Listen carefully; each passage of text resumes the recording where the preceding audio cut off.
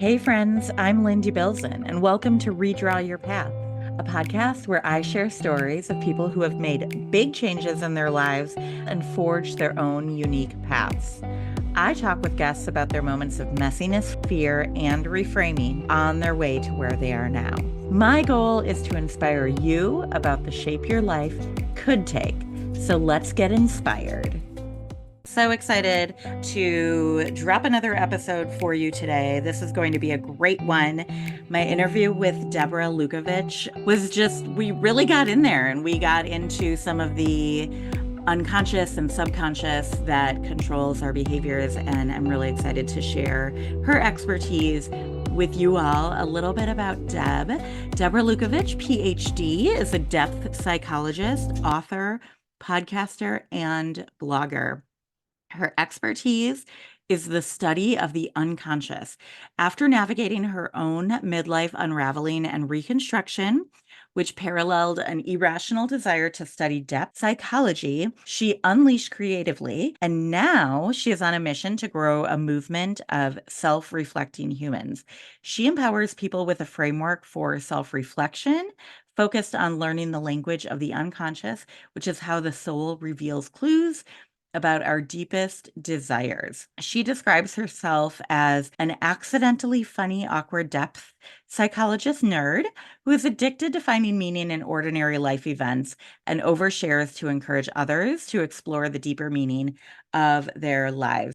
Deb and I have been connected for several years, and in our interview, we talk a little bit about Playworks, which is a national nonprofit that I'm passionate about, and we both used to work for, really focusing on using the power of play to support children and their development. So we do mention some of that background, but I really hope you enjoy my conversation with Deb. She talks about her book, Your Soul is Talking. Are You Listening?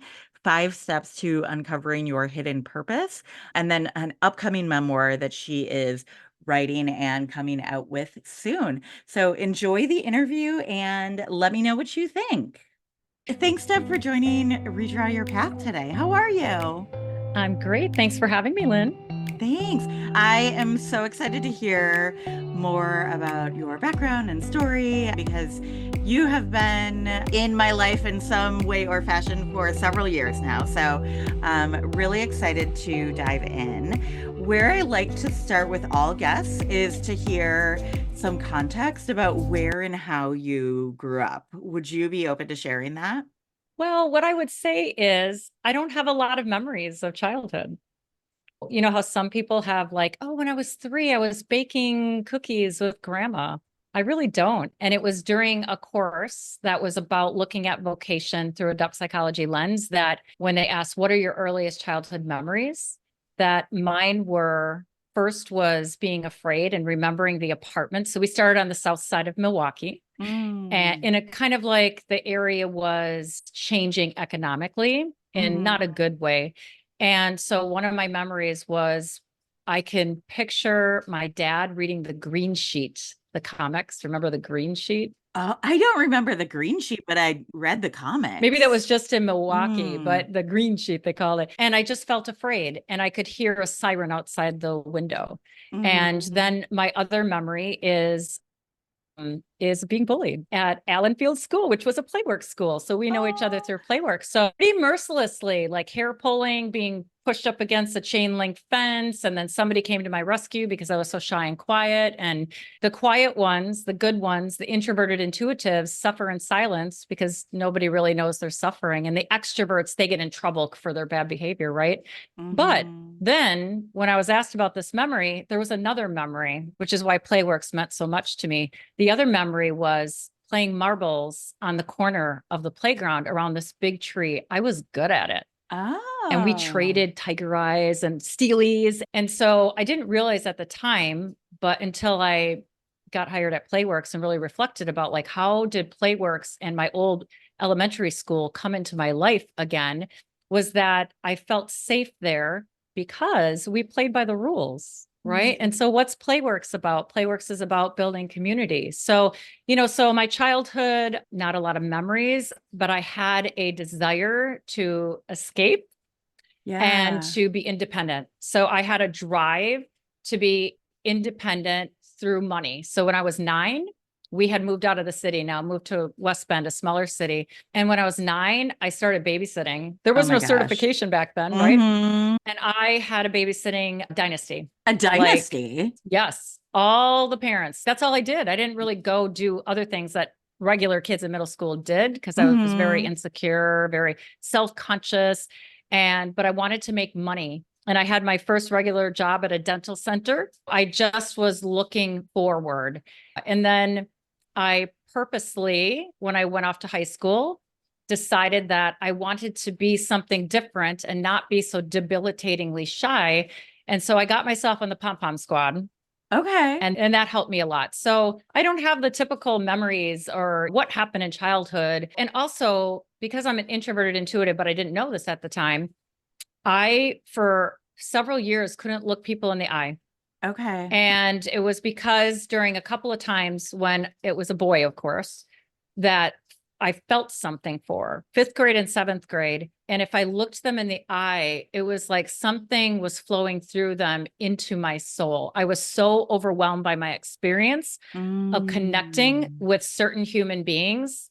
So as a child, you don't know what to make of any of that. Right. Yeah. So then, of course, that manifested in all sorts of ways going forward. But yeah, I would say, yeah, just a drive for independence through finances. And my mother had a difficult relationship with her. We'll probably get to that. Gave me 2 messages. Her 2 messages were one, that I could do anything I wanted. She was pregnant with me at 19.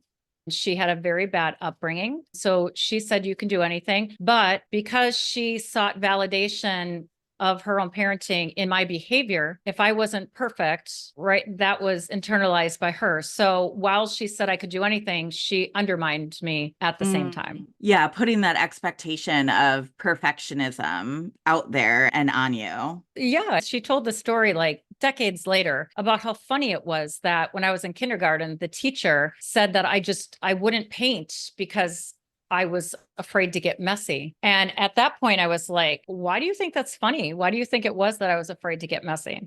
Hmm. Right? Hmm. Because the best compliment someone could give my mother is how well behaved her 3 daughters were. Yeah, which is interesting. I think there's And so much yeah. there. Oh, yeah. I have so many questions. First, okay, I know people in my life that have had that same phenomenon where they don't have childhood memories. Is that, as a depth psychologist now, which you'll share more about and I'll ask you to share more about, is that a typical thing that can happen sometime? I mean, I don't know. Everybody's a unique human being, right? Sometimes I have said, why can't I have these memories of good times? It's not like my memories are terrible. I don't have Hmm. that many at all. But at a certain point during my unraveling phase, I went to this past life regression exercise, which was so not me at all. Hmm. And I thought now I would just describe it as active imagination. And I actually do it with some of my clients. But a past life regression is simply just seeing what you remember. And so the facilitator will say, just what comes up if you think about 5 years ago? What was going on in your life? And there's so Hmm. much, right? But what comes up is what's meaningful. So it's like, oh, okay, I was doing this. I had a baby, whatever. Go back another 5 years, go back 10 years, go back 15. Now you're in kindergarten. Now, right. And you just see Hmm. what comes up. And we actually don't know if what we remember is accurate or not. Yeah. But it doesn't matter because that's the material that your psyche is giving you. So you shouldn't like, oh, that's what happened. It's like, wow, that's interesting that that's what's coming up. So when we got back in the womb, I got so uncomfortable. I literally was like panicking and I was Hmm. suffocating. And so not until later on did I realize that this connection between my mother needing to be a better mother than her awful mother, right? Hmm. And that how it had been projected onto me, and I could feel that projection in the womb.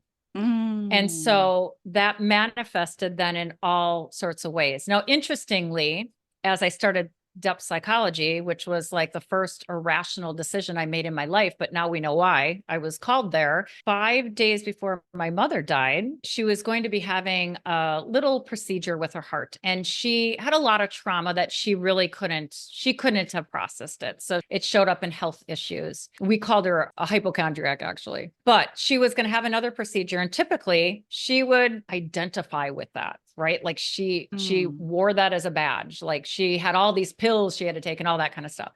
Anyway, she was like different around it. She was fearful. And everybody else was like, oh, don't feel that way. Everything will be fine. And I had this feeling, and I said to my sisters, like, let's honor her fear. Why are you telling her not to feel what she feels? And so my sisters and I invited her for a sleepover, and we ended up going to Splash Paint Bar where you paint and drink. And after an hour, I walked around and peeked over her shoulders and saw what she painted. And it was like, Really? it was dark greens and reds. And yeah, and she was having a great time. Like you could tell there was her entire life on that canvas. And then we went on. And the next day I said, Mom, do you want to say anything?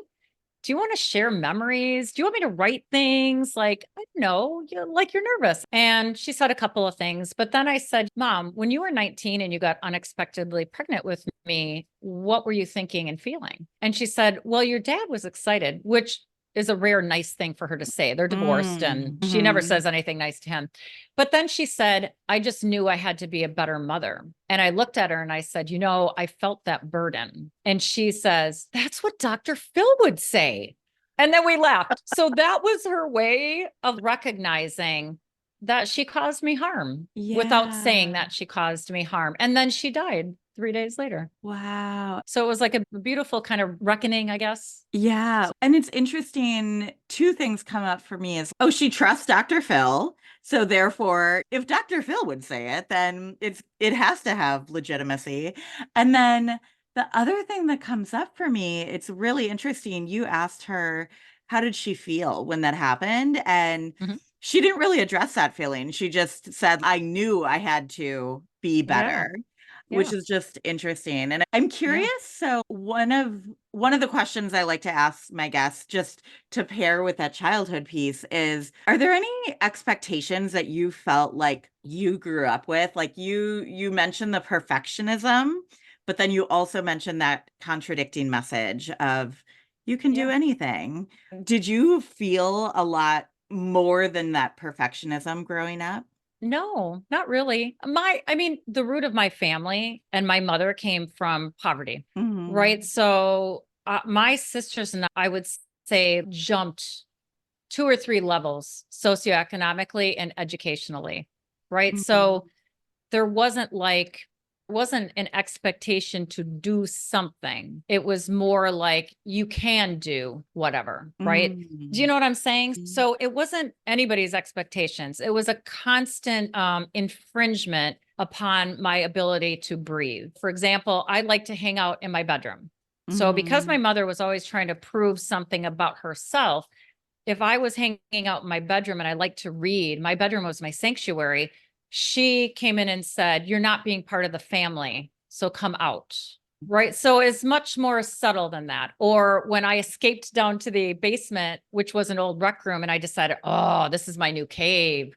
And I cleaned it up and I scrubbed the old 70s style shower. It was disgusting. And I was like, I'm hanging down here. And so on Saturdays, which was family cleaning day, she wanted everybody to listen to Neil Diamond and clean together and be happy. But I said, I'll clean downstairs, which she didn't like, but I was cleaning. So she really couldn't complain about it. But she came down and would say, that's not good enough. Clean that again. Oh, interesting. So it was more that it was just like a way of living, not, I want to go do this. Right. And in fact, in middle school, I was a cheerleader and she got involved somehow, or I was on the volleyball team. She got involved somehow, but eventually she didn't do that. I don't know what happened with that. And then in high school, when I was asked to be on the volleyball team, she wouldn't drive me to practice. So I didn't get on the volleyball team. So it's different than what you're asking. Maybe someone else might experience. There was no expectation.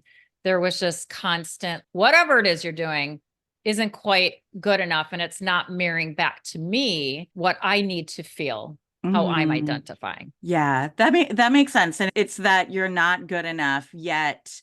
It sounds like she was wanting specific behavior to be able to validate her image that she was Yeah. desiring. Yeah. I mean, it was like, it's interesting because before my mom died, she still thought I could run to be president. Deb, you can be anything. That's what she would say. You know what? My first transformation coach I went to way, way back then when my business fell apart, my life was falling apart.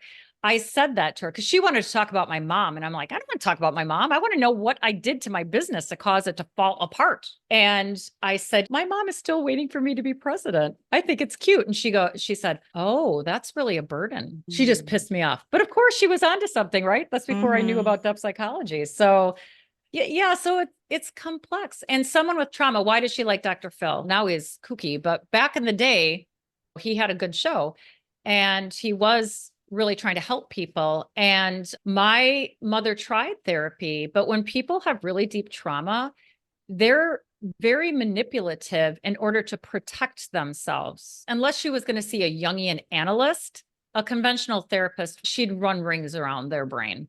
She was Mm-hmm. very smart.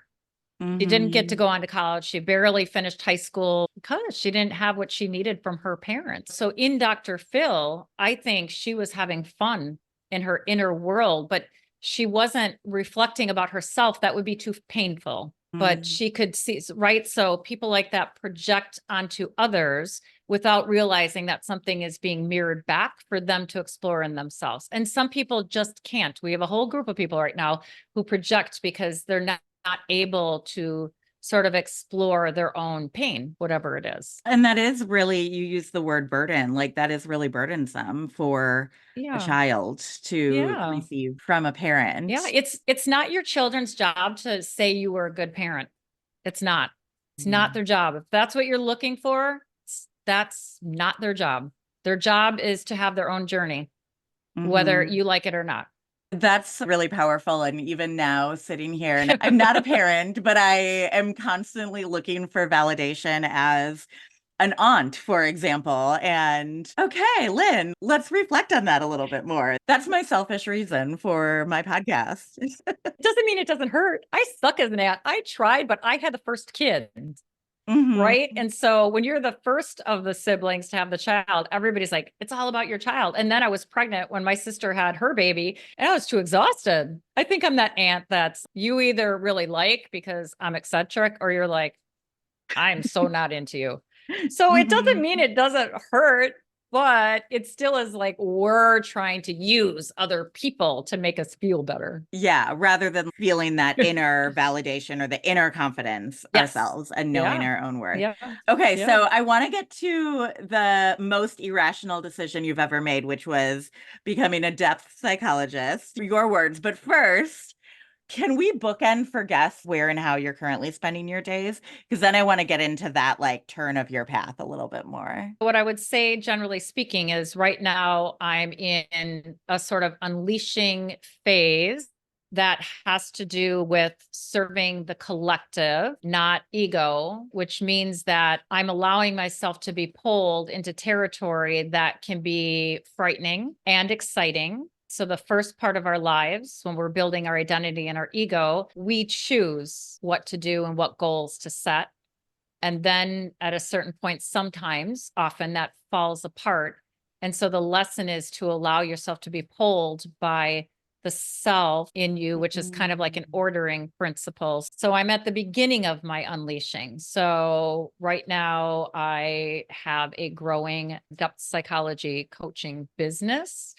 And so I work with people who are desiring to learn more about themselves. And science says up to 80-90% of you is influenced by unconscious, mysterious forces. So for people who are interested in digging and exploring their unconscious, that's what I do, no matter what the Mm. topic is. And I'm about to publish my memoir, which grew out of my dissertation topic, which was exploring women's experience of reconciling sexuality and spirituality. Mhm. And then a couple of years ago, when I first moved down to Jacksonville Beach, I somehow got swept up in publishing my first book and launching my podcast and just getting swept up, and then the business emerged organically. Mm. And now I'm like, oh, I really have something here. Like when I had Alinea before Playworks, I had that business for 14 years. And so I'm finally like, oh, all right, let's go. Yeah. And I have some sense of stability and security now that I didn't have the previous 4 years, which was navigating this uncertainty about my life. So did that answer your question? Absolutely. Absolutely. I appreciate you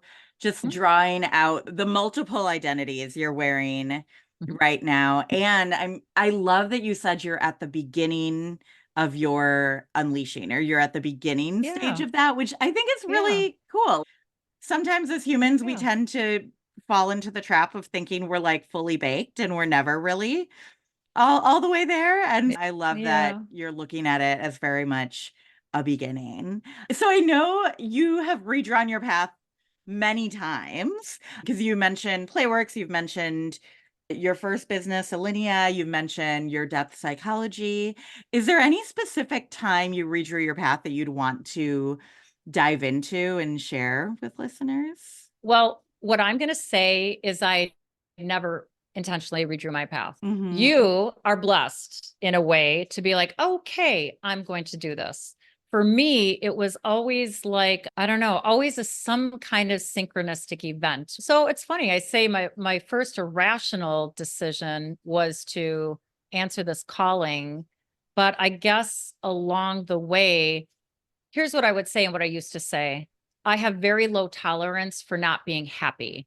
Well, Mm. happy is not really the right word, right? Happy is based on circumstances. You can't be happy every moment of the day. That's just silly. But a sense of meaning and purpose and fulfillment. So for me, Mm. the first time I had a personal mission statement, first time I did that, I think I was 30. But before that, I became an activist. And I didn't realize at the time, but I think because I didn't feel like I had my own voice, many people who don't have their own voice end up being a voice for others. Mm. And then eventually Mm-hmm. they have to realize that it really is, they need to find their voice, right? So being other people's advocate isn't the same as being your own advocate. And so I don't know, I just got pulled places by this twinge of passion or interest. And I went all in every time. I mean, I started my own nonprofit called Women's Political Voice because I was angry at the time. I had stopped being a financial planner, and there was a class action lawsuit around discrimination against women in finance. So I was like, Mm. oh my, I have to do something. I got money for it. I went around talking with college age women and said, at some point of your life, you should consider running for office because we need normal people, regular people who do different things to be our voices. Each time I had this shift inside, I didn't know at the time, but it was this inner part of me saying, because when I was a financial planner, the reason I left is I couldn't make it feel meaningful anymore. So my husband Mm. would say, you're really making a lot of money right now. Why don't you just stay put and enjoy this Mm-hmm. and keep growing? And I'm like, I'm trying. I would be like, okay, I'm going to serve people, clients who are in same-sex relationships, their financial planning needs. I'm going to work with minority business owners. You know what I mean? So I couldn't find a way to reconcile that the profit motive. So I would just leave. I left that. I went to work for the National MS Society. And I Okay. said to them, I said, I know I'm not a lifer. I don't know why I said that to them, but I knew it. But then I went to work for an advocacy organization. I thought I was going to retire there. It was the Oh. issue Mm-hmm. that I'm still passionate about, but it was a terrible situation. The boards that hired me, like they hated me. It was an awful situation and I stayed too long. So in asking for an exit plan, they just fired me and let me go.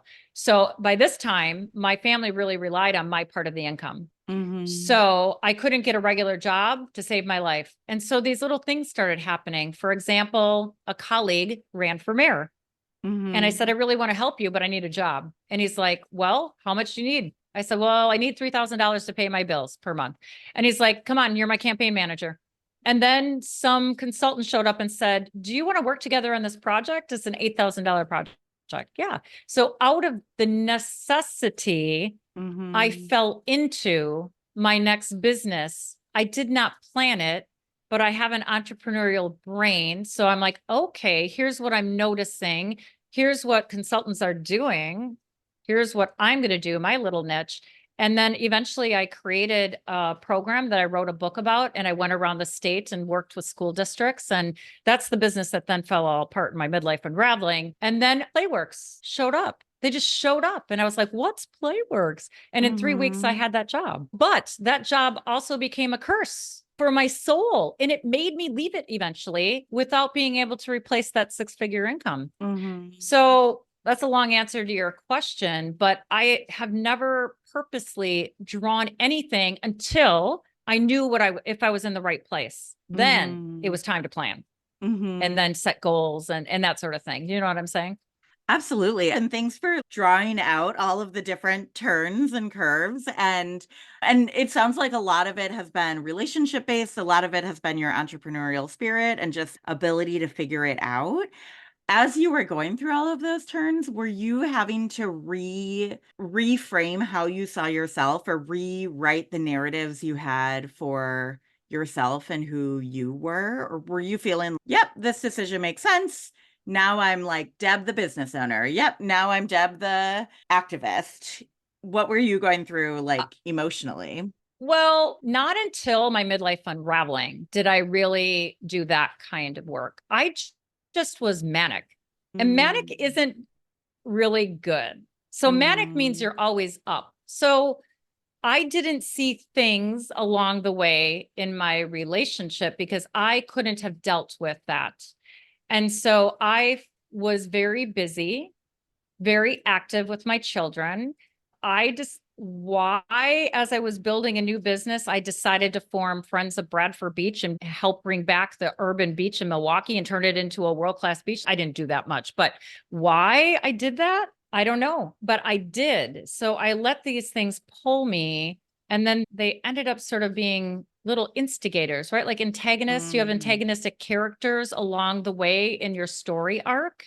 And then you also have helper characters and mentors and that sort of thing, but you kind of don't know. It's like you're a stew. Like sometimes you can't make rhyme or reason of it until you go back and then you could kind of see the thread. So it didn't matter. I was a go-getter, man. I wasn't tied to identity. I just wanted to do what I wanted to do. And the good thing about being married to the corporate guy, which I'm not married anymore, is that I did have the flexibility to do that. I wouldn't have been able to do that as a single mom. No way. And it sounds like in some ways your identity was tied to being that go-getter or to doing all the things or independent.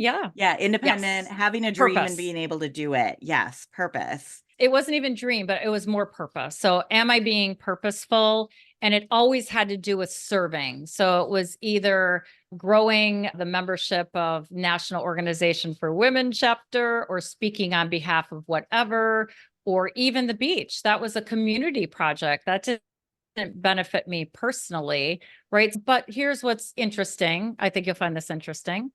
At 48, which was about when everything was going to hit the fan, hit the fan. I was given an award, and my fellow activist of 25 years nominated me. And I'm like, oh, that's so sweet. Like, what? Right? Why me? Like you don't know how you're going to react, but it really is true. As me compared to, right?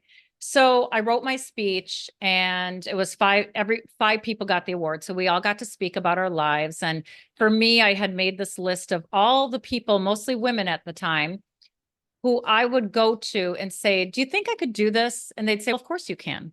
Do you think I could do this? So it was like these little permission pivots, and everybody always said yes. So I did these things. I got to the part in my speech, and when I read, I look like this and I'm like, I make a difference walking around being me. And I started sobbing at the podium in front of 100 people, 150 people. I couldn't stop. In that moment, I knew. So the root of knowing is not of the mind. If you only know something of the mind, you have incomplete knowing. Knowing is the body and the mind. And my son, who was like 12 at the time, he's, Dad, go save mom. Literally, I can't move and I'm sobbing. So that was at 48, a shift of, oh, but here's what I learned. And this is what people who are givers and pleasers need to recognize about themselves. I was seeking validation through my activism. I wasn't doing it in a truly altruistic way. Now, I still do good activism. It doesn't mean that it makes you a bad person, but it makes you not as ineffective of an activist if you're seeking validation through serving other people. So people who are over givers, they're basically burdening other people with telling them how giving they are. Because if you feel like a giving person, you don't need to overgive. So that is the lesson that I learned then, was that, and then I had to be forced to explore my deeper relationship with myself. Oh, yikes. That's so powerful, because as I feel like I'm constantly going through the exercise of, okay, what do I take off my plate? It's, I think, digging underneath and realizing, like, why am I saying yes to all of these Yeah. things? And it is that need for validation. It is that, could I do this? Yeah, the answer is Yeah. yes. Yes. Yeah. Will it do good? Yeah, probably. But that doesn't mean that it is what I'm meant to be doing, or should be doing, or I'm doing it for validation or not out of that altruistic way. Is it the right Yeah. thing? It and then the awareness is helpful, right? So if you're aware of it, then you can wonder about it. And then you could go, oh, when I do this sort of thing, I end up feeling validated. Okay, how do I do that on my own? What sorts of things can I try that will give that feeling to myself without me sucking somebody else's blood? Which is Mm. basically what we're doing, right? So, yeah. Yeah, while getting like our energy sucked too, because it's not like where you're meant to be. Or maybe you Well, are where you're meant to yeah. be, but you're learning the lessons that you need to be learning in order to be the next version. Yeah, and some people learn the lessons, and sometimes the lessons are tricky. They're not obvious, which is why what I do is I teach people the language of the unconscious. So the mind, you won't find the answer in the mind. You really won't, because the nature of the mind is defensive and ego. Ego's not bad. We need ego because ego helps us manage what wants to flood out of our unconscious and how we can be part of the collective, a family, a business, a society, or whatever. So we need ego, but ego ends up sort of being, it'll find a technique. Let's say an adverse childhood experience happened, and it Mm-hmm. doesn't have to be traumatic, but and at the time, children, they don't know, they just shake it off, right? But it's stored in their body. And then Mm-hmm. when a similar situation happens, they quickly learn a defensive mechanism to help them get through that, right? But what happens then is these patterns of thinking and behaving unconsciously become entrenched, but that's also what makes you really good at certain things. So there's a light and a dark side to your people pleasing, really, Mm-hmm. right? But if it's too one-sided is the problem. So nothing's bad. People shouldn't judge themselves for, yeah, I am a victim. Okay, all right, that's just a one-sided version of something. So now how can we even that out?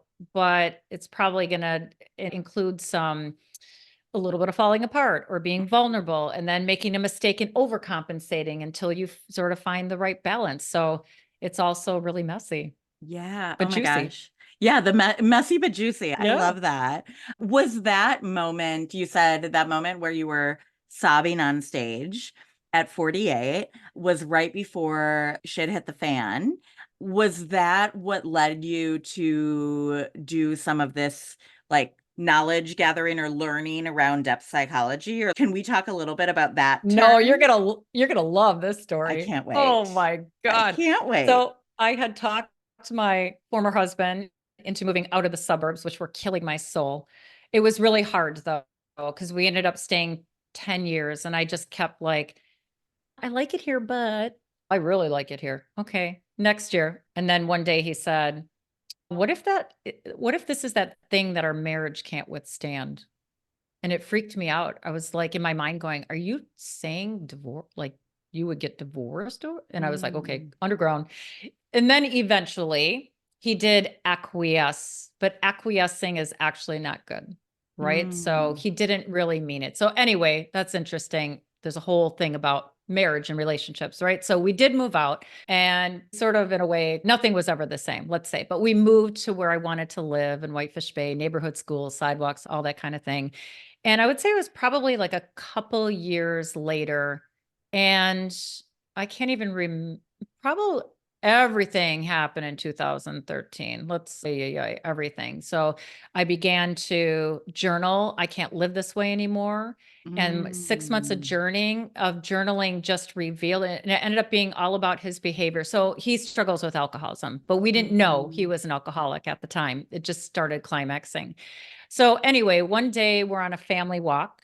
And I loved where we lived because we could walk to the little downtown, and we start walking and it's summer and it's nice and it starts to rain. And I'm excited because I love warm summer rains. Like literally, I love it being caught in a rain, but he's not into it, not into my romantic view of the situation. And so the kids, you could kind of see, okay, who do I follow? Right. And in that moment was a little doorway, a little surrender, because typically I would be the mediator then. I'd be like, I'd make a case, a sales pitch, and try to talk them into blah, blah, blah. And I was like, I didn't really know exactly what was going on, but instead I just started walking and they followed me. And we ended up going into this old fashioned Fitzgerald's pharmacy, and I went right to the magazine rack. And I was like, yoga journal. Okay. I haven't bought that in 5 years. Later on in the bathroom, symbol of bathroom on the toilet, never page through anything on the toilet. And I'm paging, and now I'm looking in the back of the magazine. Never do that either. Those ads are stupid, right? And I come upon this ad for Pacifica Graduate Institute. It is fiery orange and red, and it's this program, hybrid MA PhD in depth psychology. And I went, oh, what is that? Literally didn't know what it was. And after the bathroom, I went right to my home office and I looked it up, and I was reading on the website, and I'm like, I don't know what any of this means, but I know who Carl Jung is. I've heard of him anyway. And so, I kept it a secret. This is the thing about when you're being pulled by something mysterious, is that you don't share it. You don't share it with people. It's like between you and the divine.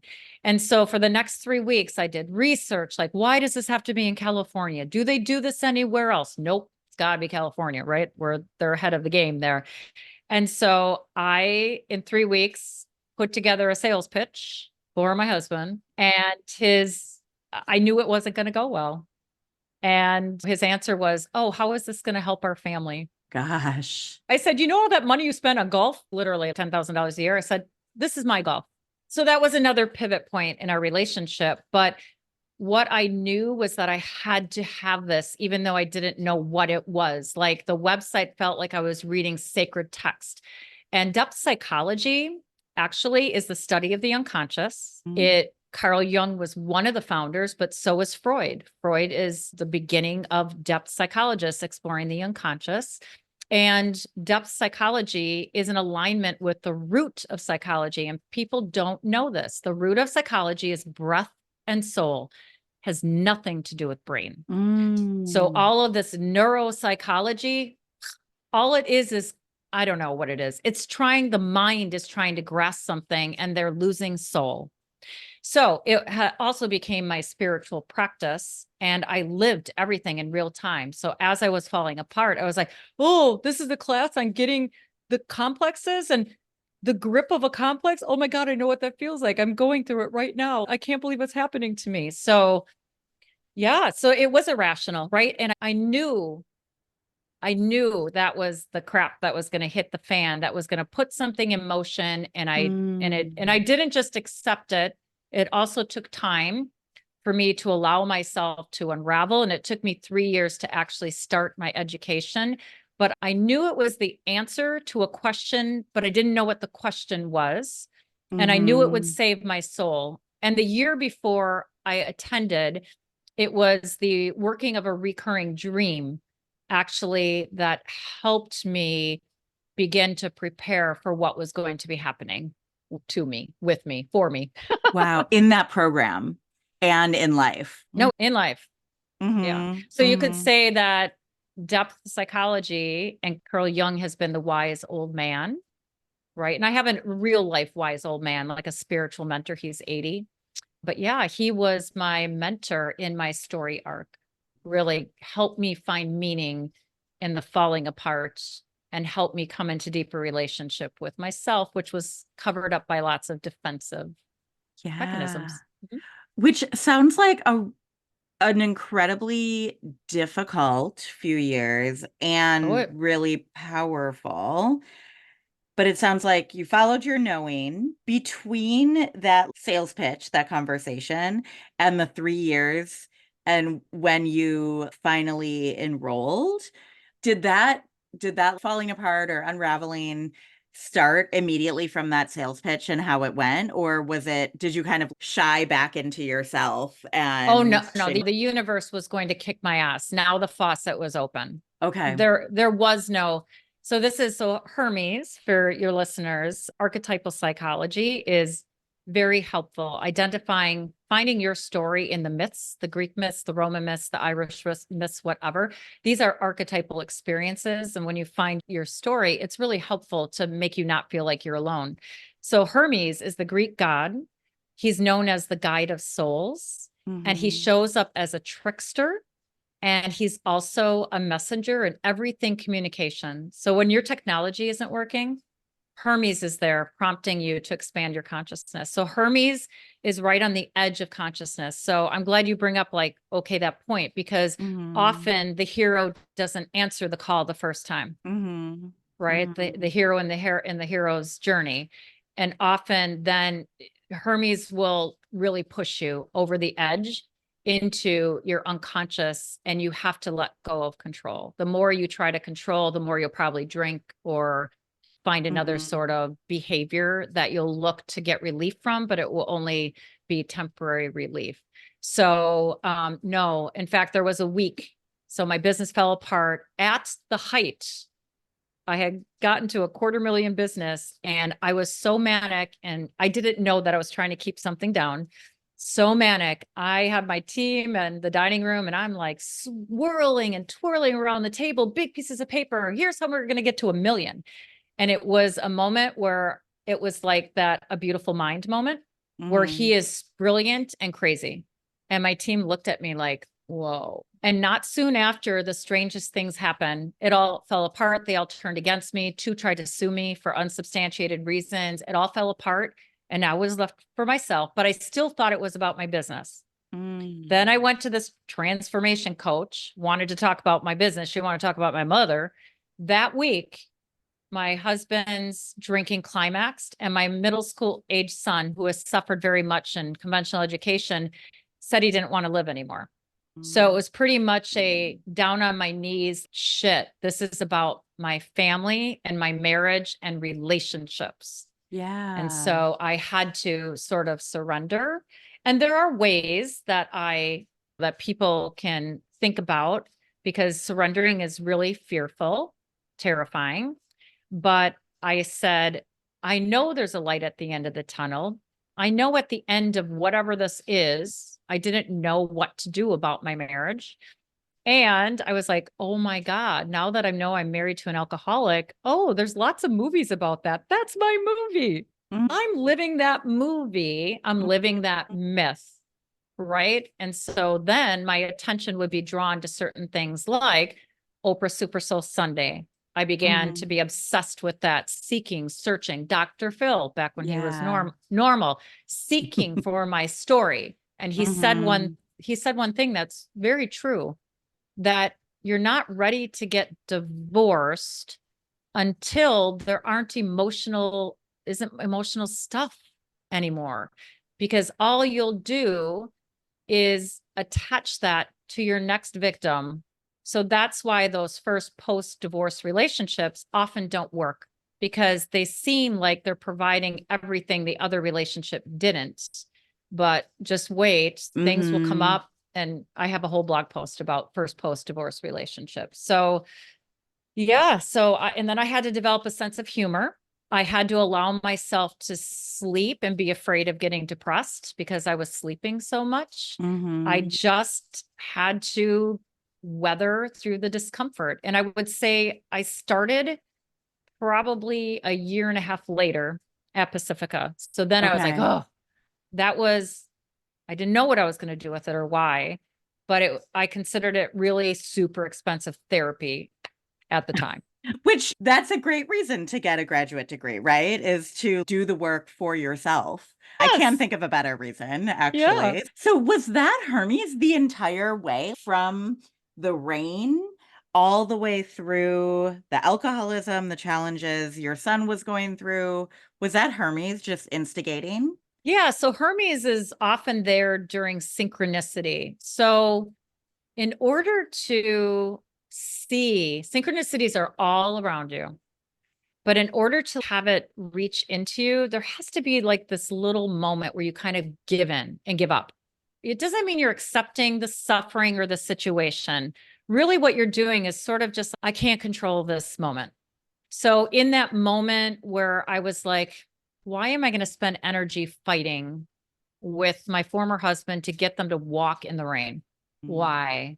And it's really brief. In that moment, there was an opening, and that's where Hermes can come in and communicate via the yoga journal. And Mm-hmm. then if you think about, so the unconscious speaks in metaphor, in symbolism. The language of the unconscious frustrates the mind on purpose because the mind doesn't like new insights. The mind doesn't like the new unless you feel like in control of the new. Like when we decide, I'm going to go to school to do this, that's from an ego perspective, right? So real like insights, new insights come from the unknown, from the unconscious. So you sort of have to have these moments where you're in a lower level of consciousness, or that's why when people bottom out, let's say they have a drug addiction, but they have to hit, that's what bottom is. It's a surrendering. It's a total surrender. And I have to remind myself of this every day. The harder I try at something, it's a kind of resisting. And when I Yeah. go, okay, whatever, universe, help me out here, then I'll pick up my phone. There's my new client or whatever it is. I love that. Okay. I feel like I could keep asking you questions and hearing your stories all day. So we might have to do a part two at some point. Okay. But I've heard a lot of advice and I've heard surrender and allow the universe to give signals, stop trying to control. What other advice would you give, Deb, to those who are redrawing their path? And I want to recognize too that most people are probably redrawing their path not out of choice, right? It's like Yeah. that seeking for more purpose or that knowing, but not knowing the what. Oh, yeah. So, any advice you would give there? I'm glad that you brought that up because some of my clients come to me for the same reasons they go to a therapist. There's always an inciting incident. So it could be divorce, it could be a death in the family, it could be becoming a mom, it could be I just got fired. So Mm-hmm. so in that situation, oh, I got to redraw my path. So Mm-hmm. they're already being intentional about I have to adapt in some way, right? So where the unconscious comes in, and you just redraw your path. If you're like, well, I've always wanted to do this business, so let's do it. Okay, we'll do it. That might work for you, right? But if you really want to really go deep and get connected to what you don't know about yourself, Mm-hmm. then my advice is to, I guess, start being curious and not judgmental. So to start being like, oh, wow, I really hate that person. Oh, what's going on there? And to Mm-hmm. not be judgmental, like you did something wrong when you told somebody to F off, but to say, what's happening beneath the surface and where does that come from? And what's the first time I remember, being shamed, which is why I sweat when the boss asked me to come into the office. I mean, bosses should never do that anyway. That's just Oh, it's the cruel. worst. It is the worst. They're so unaware because a Mm-hmm. lot of us have an authority complex, but knowing that doesn't do anything. Awareness, yeah, I mean, that helps, but it doesn't really change it or disarm that twinge. You have to sort of go back and remember, like, when did that start?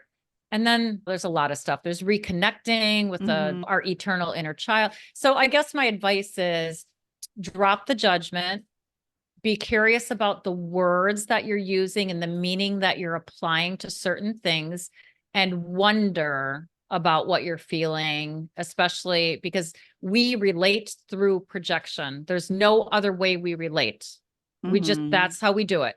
And so when something's coming at us and there's emotion, it's actually not about that thing at all. It's about something old that thing represents every single time. And then learn the language of the unconscious. So just explore yourself. So, that probably leads into, I did my book, Your Soul is Talking. Are you listening? Is kind of like a beginner's guide. It tells you all the different ways your unconscious is trying to get your attention, like dreams, synchronicity, OCD, sessions with certain behaviors during certain times of your life. Those aren't bad things. There's a light side. They help ground you. Obsessions with Netflix series and certain films or genres or music or your emotions, your psychological type. Myers-Briggs is actually based on Carl Jung's psychological types theory. So usually people do it very surface level. Your body, your illness, if you're carrying extra weight, there's a spiritual meaning or spiritual / psychological meaning to everything going on with your body. So my book just says, here are all the different ways. And then I offer a framework for finding meaning. And then also I teach you how to work with those images, dream images or emotions through kind of a process. So I also have like free resources up on my website too. So that's what I would say is curious, wonder, don't judge, be aware. And then, I don't know, if you're curious, then start digging and being, of yourself. Because you're juicy. Learn how to decipher that juiciness and everything that's going on inside. Yeah, it's like find meaning. And I know you have a podcast also, and you've sent me some episodes. I get super vivid dreams. And it was just helpful to hear others talk through their dreams or like you breaking down dreams because it helped me to think about when I wake up in the morning, rather than let that dream kind of fester and disturb me all day. I know, I can immediately start to think, oh, okay, and get curious about that. Yeah, we could have another chat about dreams because it's not intuitive to work with your dreams because we've been trained to be so intellect, right, mind oriented. It should be intuitive, but this is not a society that values that, right? So then you sort of have to undo some teaching and some myth busting.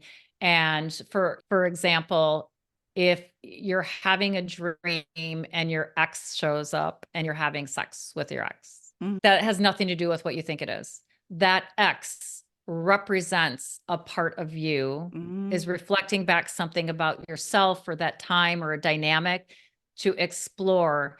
And dreams about sex have to do with becoming intimate with different parts of ourselves. So we might be grossed out, which is indicating that we're really uncomfortable with a deeper part of ourselves that's trying to sort of come up to the surface. So that's just a little bit of right there. You see how you wouldn't think about that. Yeah, I can immediately apply what you just shared to my sex dreams the other night, which I'm not supposed to admit to having because of society and all of the things. So I appreciate that. Can you share with listeners where exactly they can find you? And I'll also include information in the show notes, but where do you want folks to find you? Yeah, it's very simple. Everything is at DeborahLukovich.com. So DeborahLukovich.com. At the top are all my socials. So clicks to my podcast and Instagram. And I have a really nice community on Twitter where we do a lot of reflections. I post reflection questions, and that's my favorite platform, actually. And then on my writing page, you can see the book, this book, Soul Book, as well as my memoir is coming out soon. I'm looking for launch team members. It's a midlife story that's juicy. And I also, people can listen to me read my chapters of my soul book for free on my podcast. So they don't even have to buy it. They could listen to it. The first chapter is called The Discovery of You. And yeah, I mean, they can see my services. I will offer, if anyone wants to schedule an exploratory chat, which is free, it's 30 minutes. We can dig into a dream. I'll send you a copy of my book, if you want it signed, but a free copy of my book. And yeah, and if they subscribe, they just get links. I really love making content because my overall mission is to grow a movement of self-reflecting humans. So I love writing and sharing, having conversations and sharing. So a lot of free stuff, but I produce it all my own. So that's where they can find me. Thanks, Deb. And I will say you do a really good job of breaking down a lot of that, the subconscious language and that understanding for folks that maybe are newbies or Yeah. who are very new into exploring. So I've always Yeah. appreciated Good. that. Good. Awesome. I appreciate that. Thank you so much for sharing your story today on Redraw Your Path. And I'm so excited to get it out there and for listeners to connect with you. Thanks for having me. Thanks for listening to Redraw Your Path with me, Lynn Debilzen. If you liked the episode, please rate and review. That helps more listeners find me. And don't be shy. Reach out and connect with me on LinkedIn and sign up for my e-newsletter at redrawyourpath.com. I can't wait to share more inspiring stories with you. See you next week.